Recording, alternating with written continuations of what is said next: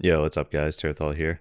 Just going to give you some of my thoughts on the current state of Aug Evoker going into the War Within. I've been getting a lot of questions about specs and talents and stat priority, rotation, all that kind of stuff. A lot of questions on my Twitch, and it seems like the popularity of Aug Evoker next season is going up. And so I just wanted to make a video, primarily to just do like a chat command in my Twitch, so people can reference and get a couple of good ideas of maybe what's good and what you can play for next season. I'm by no means like a theory crafter. Everything I'm going to tell you is just all feely craft. You know, it may turn out that something I'm telling you is completely wrong. I think I've got a pretty good idea of what's going on with the spec. I've been one of the top performers on it for basically since it's released, even peaking out as the top rated player in the world in season 3 for a couple weeks as Aug Evoker. So yeah, I think I've got a pretty good grasp of what's going on. I'll walk you through some of the changes. I'll give you a couple recommendations of, you know, within each build, what I think you should be doing, what your damage should look like. If you're going for different play styles, what I recommend. So what I'm showing on the screen right now is a Chronowarden build. I think this is your plug and play evoker. If you want to feel like you did in Dragonflight and you don't really want to have to adapt to anything new, I think what I'm showing you here is probably going to perform 90 to 95% of what I'm actually playing when I'm doing all my beta testing right now. And so a couple of the key changes, your source of magic talents are over here in the class tree. Your renewing blaze talents are in the middle now. You'll notice I'm not taking Terror of the Skies. Reason for that is once again, I guess I should mention I'm an M+ player. I'm not a raid player, so if you're looking for raid talents, this is not for you. So anyways, I'm not taking Terror of the Skies. Reason for that is because in M+ they made a change where every single cast for every single mob goes on cooldown when the cast resolves or is kicked. I see this talent here now as being a good way of juking your teammates. So I'm just electing to not take this at all. So if you walk into a pole, something important's about to go off, and then you use Terror of the Skies, you probably just juked your teammate, and then eventually the cast is going to go off and kill someone. So yeah, I'm really against that change in M+, but yeah, here we are. So anyways, that's why I'm not taking Terror of the Sky. You've got a choice between Spatial and Time Spiral now in your class tree down bottom. Take whichever one you prefer. I think generally Spatial is going to get more use. There's not really a lot of reason to have Time Spiral in these dungeons at the moment, but maybe you'll find a situation for it. If you want to make a couple changes, I think your flex point is either Sleepwalk. You can take this out, you know, if you want to put it renewing blaze. These talents here you don't necessarily need. You know, take these out, move them around. Maybe you do want Terror of the Sky. There's a couple of good fights with shields. Maybe you want Unravel for some reason, but yeah, those are probably your flex points in between those. After that, maybe Scarlet Adaptation. You don't necessarily need that. So let's talk about, I guess, what's going on over here at first Chronowarden. So what's going on with Chronowarden? So a lot of your damage in the War Within is going away from buffing your teammates, although you are still doing that, but you actually have a lot of personal damage now yourself. And so you can see with the 2-set here, your Upheaval talent, or your Upheaval is now doing 30% more damage. And causing you to cast 2 more eruptions. So that's just a lot of single target or AoE damage that your class is able to do that you weren't able to do before. And they added a couple synergistic talents into the tree. So let me just type in Upheaval here. So Chronowarden specifically, if you're playing this hero talent, you're going to see a lot higher Upheaval than you would in the other tree. It probably will be your top damage. And so you got a little modifier here, 50% additional damage from Upheaval in Chronowarden. It gives you haste when things have Upheaval on them, and Upheaval now puts a dot on things. So there's a couple additional talents that we got in the War Within. So Accretion or Eruption reduces Upheaval. I think that's not new. But this talent here, after you Upheaval, there's an Aftershock causing it to hit for 50% additional damage, essentially 2 additional times. And those synergize with these talents as well that I just went over. So there's also a new talent down here in the bottom right. So Fire Breath causes enemies to take 20% additional damage from your black spells. And so you might be thinking to yourself, what is a black spell? Literally every other damage button that Aug Evoker has is a black spell. So your eruptions are black spells, your upheavals are black spells. Your reactive hide, if you have that on the tank, is a black spell. Your Inferno's Blessing is a black spell. I'll talk about it later with the other hero tree. But when you eons, there's something called Melt Armor in the other tree. That's a black spell. So basically, what I think you want to do with this new talent here is you want enemies to take Fire Breath for as long as possible. So you want the dot to persist on them as long as possible to get the full benefit from this. So outside of use your best judgment, maybe started the poll or started the dungeon, you do like a tip the scales before the dungeon starts, and so you have an instant Fire Breath. Outside of that situation, I recommend doing just a rank 1 Fire Breath and then actually using your tip the scales on upheaval, just to get as many mobs damaged as possible to take a full advantage of all these damage modifiers. So Chronowarden specifically, tip the scales becomes a new major cooldown. So when you hit tip the scales, you're going to get a ton of haste for 30 seconds. And so you can see here, look at my haste here is at 8%. I'm going to hit tip the scales. Boom. I was up to like 46%. Here's the buff here in the top right, this temporal burst. So over the course of 30 seconds, I'm slowly losing haste. But during your burst window, this is going to be huge, right? So rank 1 Fire Breath, use like Ebb and Might, Eons, tip the scales, upheaval. And inside that Eons window, you're just going to be doing a ton of damage with upheaval. So that's how I would recommend playing this hero tree specifically. A couple other cool things. So double time. This is pretty important. So your Ebb and Might impressions have a chance equal to your critical strike chance to grant you 50 additional stats.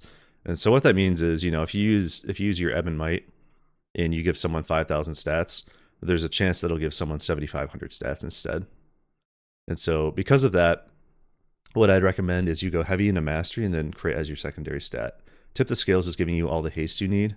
And then you're still an Aug Evoker. And so if you're playing Aug Evoker correctly, Verse is still a good survival stat, but it's literally only a survival stat for you. And so I would definitely recommend mastery, crit, probably with Chronowarden equal haste Verse, whichever one feels better to you. But once again, you are getting a lot of haste just from hitting tip the scales. That's probably all I really want to talk about with Chronowarden. So once again, if you're wanting to do like a plug and play Chronowarden build, or just go into the expansion kind of playing how you were back in Dragonflight, right? You're trying to do like this 2-minute big eons tip the scale windows with someone else that's running on like a 2-minute cooldown, like Shadow Priest, for example, right? You probably just want to track their power infusion and just send your cooldowns around their cooldowns, and I think this build will work nicely for you. So I'll link this this export string in the description. I'm going to upload this to YouTube. Okay, so let's look at Scalecommander. This is actually what I think most people are going to be playing. Once again, I think this might only be like 5%, 10% maybe better than the other spec, which is a lot, but I don't think you really need to switch over to this unless you're really comfortable with it. This is a lot more like, I've been making the analogy, it's kind of like The Martian with Matt Damon, where he gets to the end of the movie and there's like this big spaceship there and NASA's telling him to strip away all the stuff that makes him safe and makes him go fast. And I think that's a lot like Scalecommander. You kind of get rid of all your defensive and like synergistic abilities, and you're kind of just playing for yourself to do really big damage. Not to say you can't, team up with someone else in your party and, match your eons with them, but you have a lot of personal damage in this talent tree. So what I actually have been recommending, you could just stick with this. Here, let me get rid of this so this isn't showing on the screen. You could just stick with these talents. This is actually what I've been playing.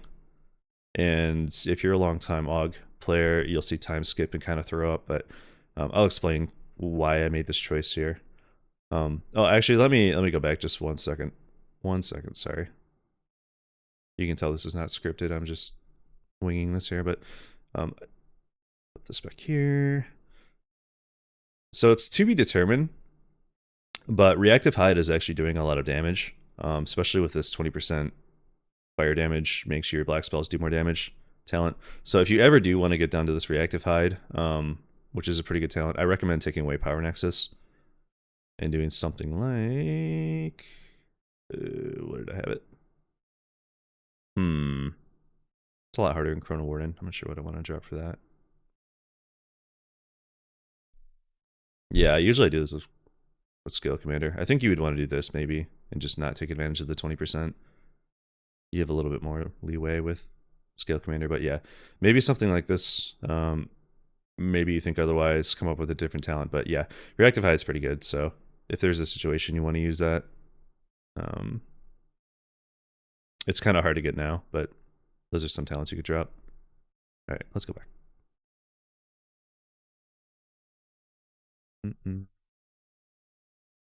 Okay, so this is what I've been playing with Scalecommander. So I guess let me talk through the reason why and what Scalecommander is doing. So there's actually a lot going on here. This is kind of like the primary mechanic of Scalecommander. It's called Mass Eruption, and all this means is anytime you have Ebb and Might rolling, and I cast an Empowered spell, I'm tracking this little buff here. You get a buff. It's called Mass Eruption. There it is. So your next eruption strikes 3 targets, and it stacks up to 2 times. So now it's 2 times. So the next eruptions that I cast will put something called Bombardment on my targets. So there's 1, there's 2. You can see it marked with like this little V-shaped or like this buff over them. And anytime your teammates hit these targets, there's a chance that like a dragon will fly over its head and bombard it. And when that happens, your eons will actually be reduced. So the reason why you're doing a lot of damage in this spec and kind of why you're playing for yourself is because you can get eons down to like a 40-second, 1-minute cooldown consistently. And so it's kind of hard to line up with people, and you lose a lot of uses throughout the dungeon if you're just sitting on it. And so the way I've been using it is essentially just using it mostly on cooldown whenever I think it'll get full value. They added an additional damage to eons. So you can see the bottom text here. Breath of Eons can now be steered in the direction of your desire. And in addition, it now burns targets over time. So it puts a big dot on everything you hit. And all that damage, I think, is counted within your Eons window.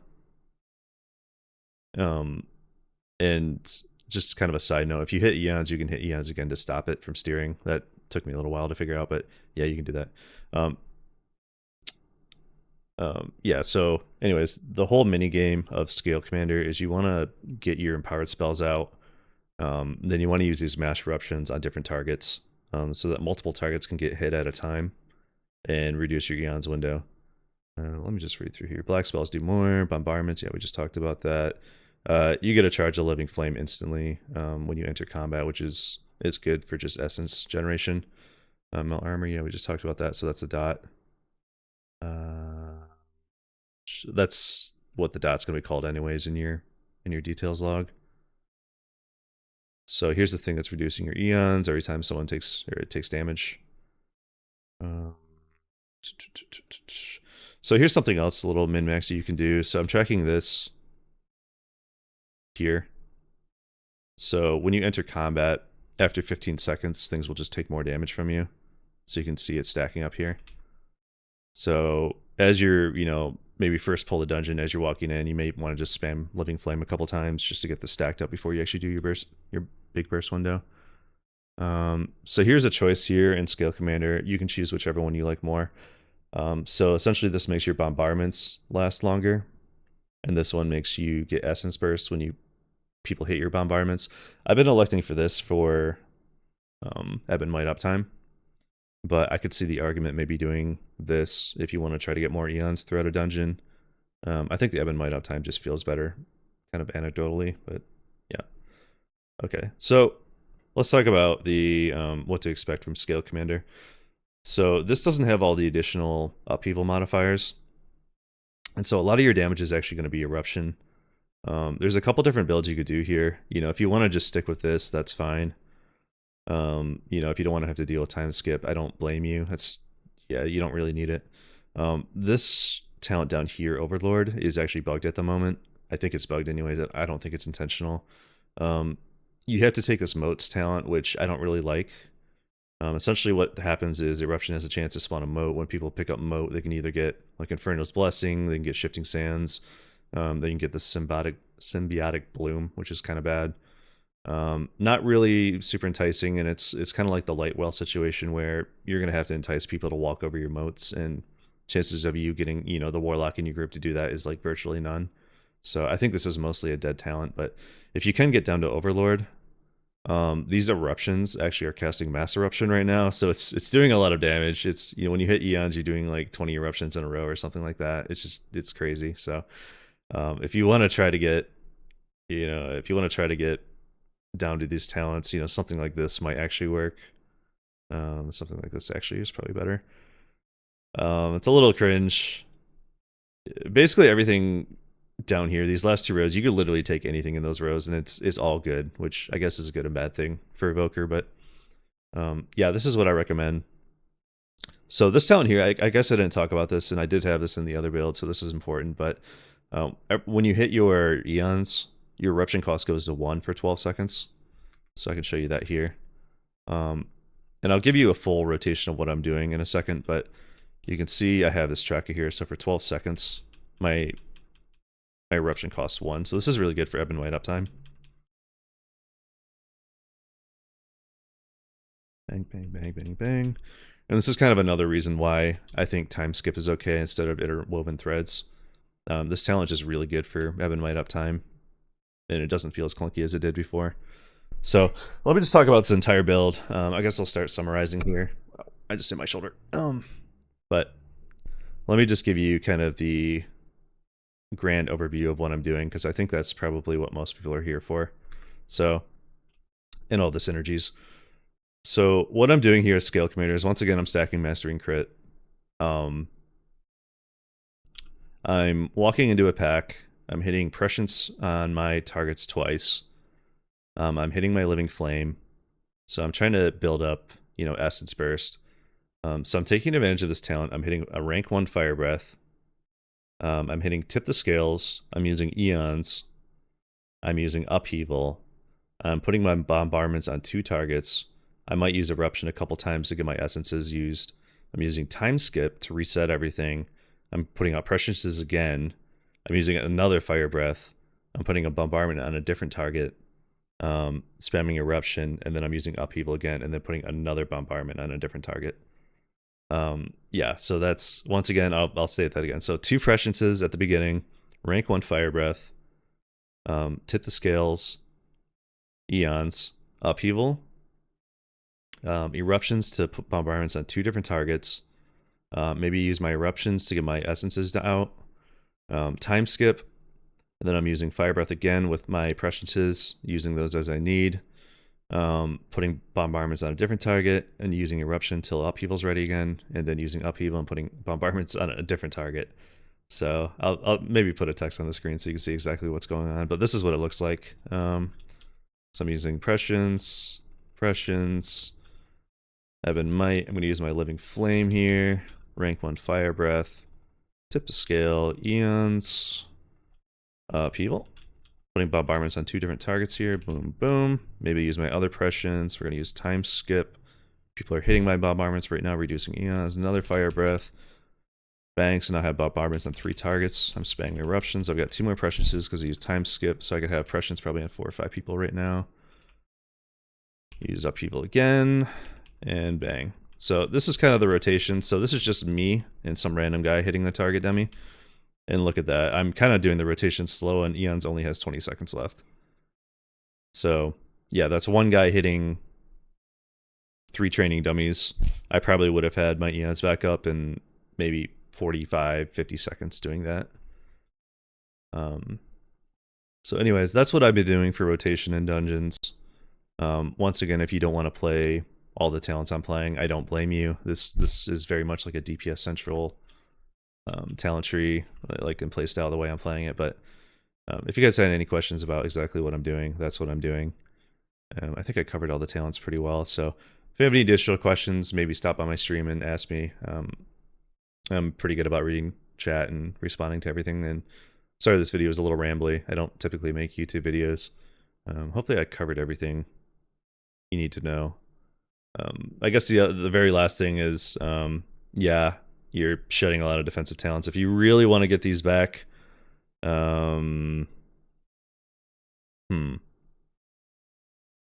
Yeah, if you really want to get them back, I guess you have to drop some of these lower talents. Or Lotus or something. Yeah, I guess I'll leave that up to you if you want to figure that out. I don't plan on playing this ever, so... Yeah, anyways. I think I've rambled enough. Hope you enjoyed the video. It's like 20 minutes long, so... if there's anything else you want to know, come and find me, Twitch TV Tarithal. I'll try to answer for you. So anyways, thanks for watching.